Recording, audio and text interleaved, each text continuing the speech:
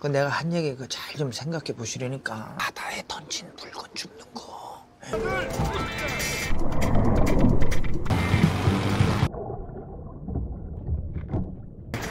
아이고야! 이것까지 몇 상자 올라왔어!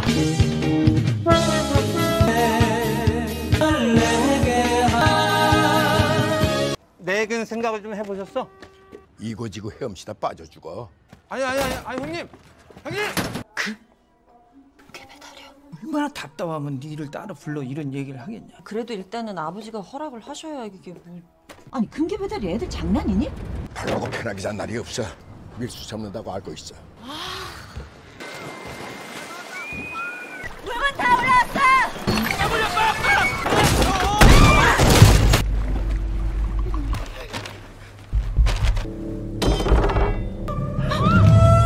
대관입니다. 동작들 하지 마세요.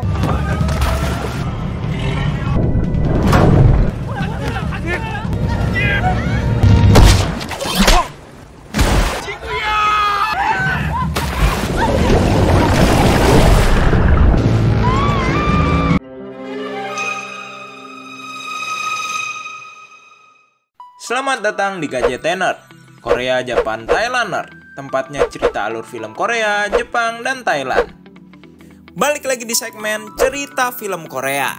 Kali ini kita akan membahas film bertajuk Smugglers, yang menceritakan tentang kumpulan emak-emak nelayan yang terpaksa harus berubah profesi menjadi penyeludup barang-barang dari luar negeri. Gimana keseruannya? Mending kita langsung skuida. Film berawal dari sekumpulan emak-emak yang berprofesi menangkap hasil laut. Mereka diketuai oleh seorang kakek sang pengemudi kapal bernama Naga Ganas. Tapi sayang semua tangkapannya ternyata sudah busuk akibat tercemar limbah pabrik yang baru dibangun dekat sana. Kebetulan si kakek punya kenalan yang menawarkan sebuah pekerjaan, yaitu mengambil barang seludupan dari luar negeri yang memang sengaja dibuang ke laut supaya bebas dari bea cukai. Karena jadi nelayan pun sekarang gak ada hasilnya, mereka mengiyakan pekerjaan ilegal itu. Hari demi hari mereka lewati dengan mulus tanpa ketahuan pihak bea cukai sama sekali. Hidup mereka jadi lebih baik karena pekerjaan itu. Suatu saat, si kakek tidak mau ikut dalam misi penyeludupan karena dia merasa itu berlebihan. Ternyata saat anaknya, Jin-suk, mengobrol dengan temannya si kakek yang pingin diseludupkan adalah emas. 내가 일 연결해 줘서 군청 사람들 살림 피고 사는 거 아니냐? 아니 나 정말 서운해. 아니 금괴 배달이 애들 장난이니? 아버지한테도 일단 얘기하지 말고 있어봐. 근데 제가 듣기로는 금이 그게 엄청 남긴 남는다 그러더라고요. 무슨 금? 금이요? 하게 해줄까? 왜 또? 누나들 일에 끼어드는 거 아니야? 나 진짜. 조용히 있어. 말을 이고 다니지 말고. 예. 야! 짜증나 진짜! 너 여기서 이러지 말고. 아이 이러지 마세요. 아이, 오빠도 이러고. Saat pulang, kapal Naga Ganas digeledah pihak bea cukai. Untungnya sudah tidak ada apa-apa di sana. Si kakek pun sepertinya sudah muak dengan pekerjaan ini. Walaupun begitu, mereka tetap bekerja. Tapi mereka seakan dibohongi karena mereka tidak menyangka kalau mereka tetap mengambil emas. Memang hari sialnya, petugas bea cukai saat itu sedang melakukan patroli. Mereka pun buru-buru membuang lagi kotak-kotak emas itu dan tancap gas. Tapi 이거 단추 걸렸어요! 바로 같이 당겨요! 잡아!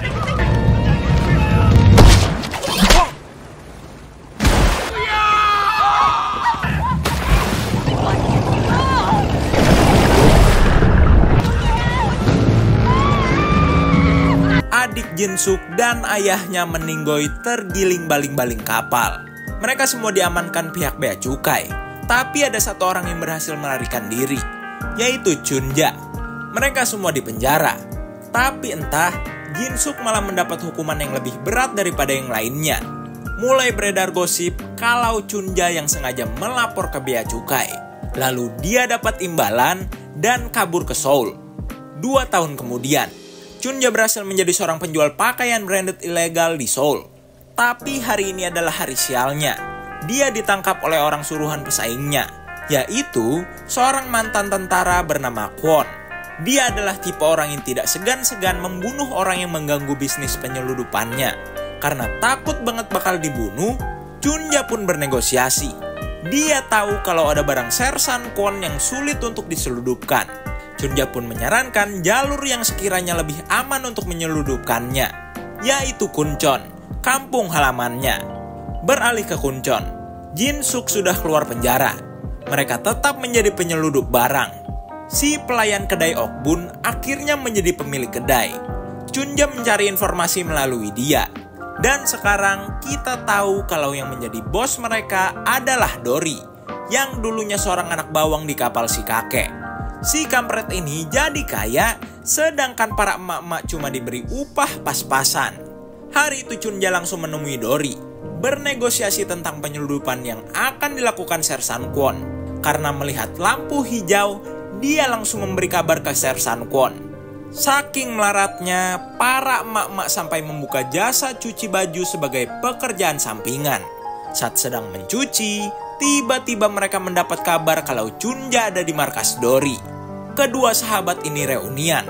Karena melihat rencana penyeludupan Chunja, Jin-suk pun mewanti-wanti Dory dan teman-temannya supaya tidak ikut campur urusan si pengkhianat satu ini. Sersan Kwon sampai di Kuncheon. Chunja meminta Sersan Kwon untuk mengikuti alur yang dirinya mainkan besok. Esok harinya, ternyata yang dimaksud adalah membantu dirinya menyangkal kalau urusan mereka yang cekcok dengan para emak-emak adalah urusan Dory. Dia diminta membereskan itu sendiri. Untungnya Sersan Kwon bisa diajak kerjasama.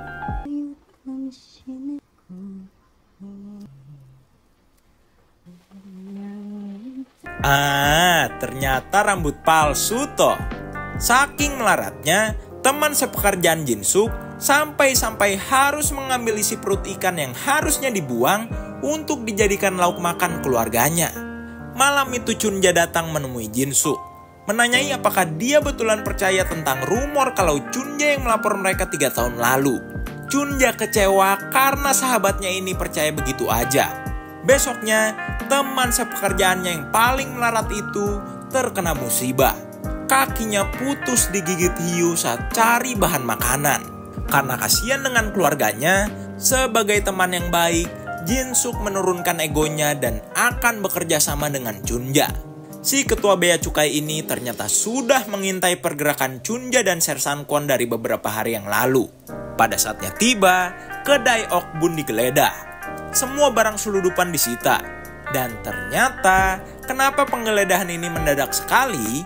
Karena niatnya cuma pingin mendesak Okbun untuk jujur tentang apa yang direncanakan Chunja dan kawan-kawan. Saat hari H, patroli bea cukai sudah bersiap-siap di sana untuk menyergap mereka. Tapi ternyata tidak semudah itu. Ternyata mereka juga sudah tahu kalau si kepala bea cukai mengintai mereka. Maka dari itu, mereka sudah membuat rencana yang matang, membohongi tentang jam keberangkatan mereka, yang padahal mereka mengambil paket seludupan itu 3 jam sebelumnya. Orang yang menggantikan mereka di jam itu juga ternyata suruhan Chunja. Dia juga punya misi rahasia dari Sersan Kwon, yaitu memisahkan satu koper spesial yang akan diambil di hari lain. Dan ternyata kopernya berisikan batangan emas, jam-jam mahal, perhiasan, juga sekantong berlian. Anjrit, berapa miliar cok berlian sebanyak ini? Bayaran Chunja untuk misi rahasia ini adalah perhiasan ini. Malamnya Jin-suk mendapatkan bayarannya. 이거 우리 아버지 거. 이건 우리 친구 거. 이건 다들 좋다고 깝죽대는 꼴 앞에서 병신같이 앉아있는 내 거. 헤이 누님, 파괴밖에 몰라 어떻게 해? 장 사장님은 군대 다녀오셨나? 자기 식구를 서운하지 않게 하는 게 이 바닥 기본이라고. 다리 푸셔. 주머니에서 손도 빼시고. 다음 판 더 키울 거니까 펑펑 쓰고 다니다가 꼬리 밟히지 않게 그 괜한 주접 떨지 마시고.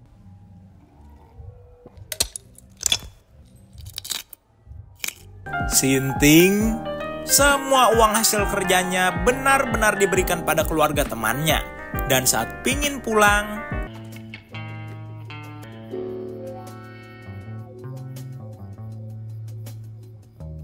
Malam itu Sersan Kwon mendapat potret foto yang penting, yang ternyata selama ini yang pengkhianat adalah Dory. Di sisi lain, Dory juga berkhianat pingin membunuh Sersan Kwon karena dia tidak senang diperlakukan layaknya budak. Dia menyuruh anak buahnya mengumpulkan petarung hebat. Jin Suk dibawa ke kantor bea cukai. Dia sempat melihat di sudut ruangan ada rak yang khusus diisi dengan laporan penyeludupan. Karena kontrak Jin Suk dan Chunja bisa dibilang sudah selesai, dia pun memberitahu si kepala bea cukai kalau Chunja dan Sersan Kwon akan melakukan penyeludupan lagi. Sepulang dari sana, Chunja sudah menunggunya di depan rumah. Dia memberitahu tentang Dory yang ternyata mengkhianati mereka 3 tahun lalu. Bahkan teman si kakek juga dilempar ke laut. Ok-bun diajak kerjasama untuk mengambil laporan penyeludupan di kantor bea cukai.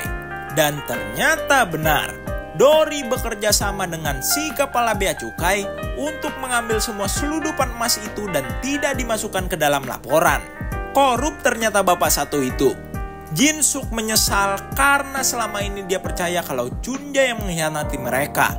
Jin Suk juga menyesal karena telah keburu memberitahu rencana Chunja dan Sersan Kwon selanjutnya. Chunja tidak marah.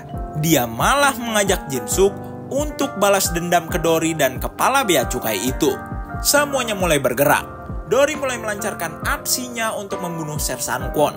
Sersan Kwon juga sudah punya rencana yang matang untuk misi penyeludupan selanjutnya. Sedangkan ketua bea cukai ini melabrak Ok-bun karena dicurigai mengambil laporan barang seludupan 3 tahun lalu itu. Sersan Kwon dan anak buahnya dikeroyok oleh petarung yang dibawa oleh Dory.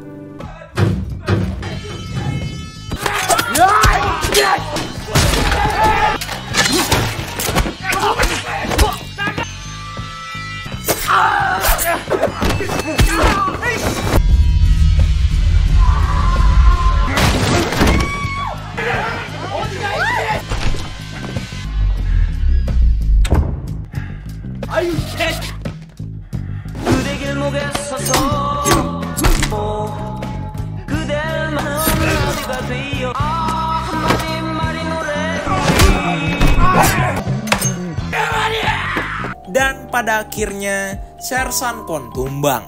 Kelihatan di sini dia kayaknya jatuh cinta sama Chunja. Chunja mau tidak mau harus memberitahu rencana penyeludupan itu agar dia tidak dibunuh. Beralih ke kedai Ok-bun, Jin Suk datang. Dia berimprovisasi tentang rencana mereka. Jin Suk berusaha meyakinkan kalau Dory pingin mengkhianati si kepala bea cukai dan mengambil berlian itu sendirian. Mereka pingin mengadu domba si kepala bea cukai dan Dory. Kepala bea cukai beserta polisi langsung menyergap markas Dory dengan perkara menyerang Sersan Kwon dan anak buahnya. Mereka semua diamankan. Tapi dengan sebuah sogokan, kepala bea cukai meminta agar Dory dan anak buahnya dia saja yang menginterogasinya. Kepala bea cukai langsung pingin membuka berangkas yang ada di markas itu. Tapi yang tidak mereka tahu, ternyata Chunja, Jin Suk, dan Ok-bun malam kemarin sudah menaruh laporan barang penyeludupan 3 tahun lalu itu di sana. Kepala bea cukai merasa dihianati. Ditambah lagi dia tidak diberitahu tentang datangnya berlian besok pagi. Maka dari itu mereka semua akan pergi ke tempat berlian itu diturunkan yang langsung dipimpin oleh si ketua bea cukai. Mereka diperlakukan seperti sandera. Bahkan alat potong yang biasanya mereka bawa itu disuruh dibuang. Takut mereka berkhianat. Jin Suk dan kawan-kawan mulai masuk ke perairan yang katanya banyak hiunya itu. Sesaat mereka terjun ke sana, kepala bea cukai mulai membrief Dory dan anak-anak buahnya untuk segera membunuh para emak-emak itu setelah mereka membawa barang seludupan itu ke atas.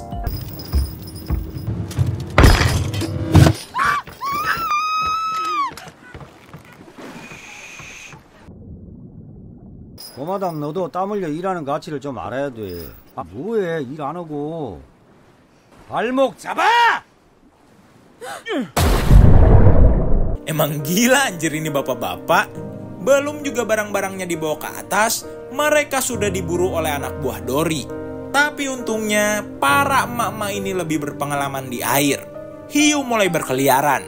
Karena tidak tahan takut teman-temannya terkena tembakan, Okbun menceburkan dirinya bersama-sama dengan si kepala bea cukai. Tapi untung para emak-emak sudah sigap membantunya di bawah air.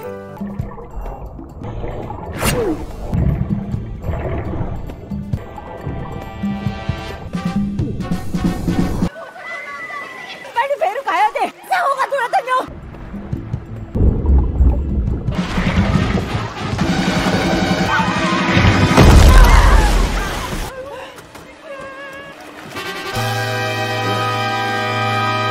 Mereka semua selamat. Tapi lagi-lagi si brengsek Dory menyuruh mereka menyelam lagi. Karena tahu akan ditinggal, mereka mengaitkan jangkar kapal supaya tidak bisa jalan.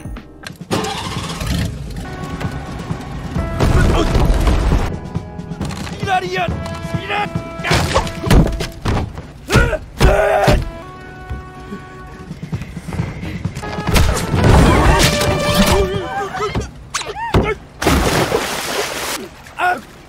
내가 잘못했어.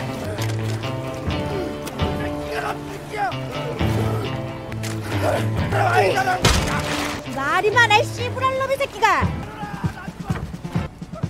왜 안 물어? 살려줘!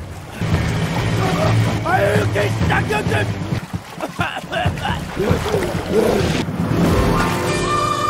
Akhirnya Jin-suk mendapatkan kapal keluarganya lagi. Ditambah berlian, juga batangan emas yang wow. Film pun diakhiri dengan Sersan Kon yang ternyata masih hidup dan Chunja kembali kepadanya. Cie, tamat. Jadi, pesan yang bisa kita ambil dari film ini adalah gak semua orang yang kita baikin akan berbuat baik juga ke kita. Jadi, jangan naif, oke? Jadi itulah cerita alur film Smugglers yang KJT Nerd bawakan. Dengan kisah persahabatan para emak-emak ini, rating yang KJT Nerd kasih buat film ini 7,5/10. Nah, kalau penasaran sama film ini selengkapnya, makanya cus dimenggoin untuk ditonton sendiri. Sekedar mengingatkan, jangan lupa untuk komen, like, dan subrek. Oke? Kalau begitu, KJT Nerd signing out.